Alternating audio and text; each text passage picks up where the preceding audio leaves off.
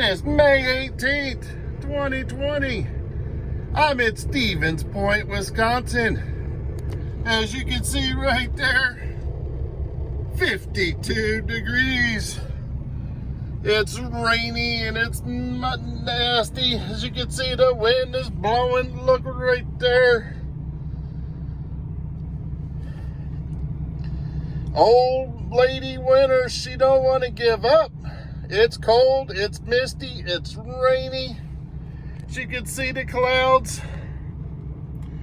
This is Stevens Point, Wisconsin, May 18th, 2020. Good 15 to 20 mile an hour winds, gusts to 30 to 40, I'm betting.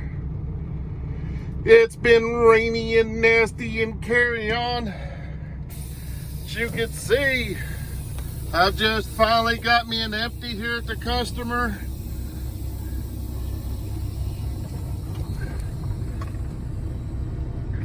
Let me get out of this guy's way because he wants to come. Hold on. But there you go. Where is summer? Or at least spring. 52 degrees, middle of May. There's something wrong with this picture. Y'all have a great day. Thumb up the video. And if you're new, please subscribe.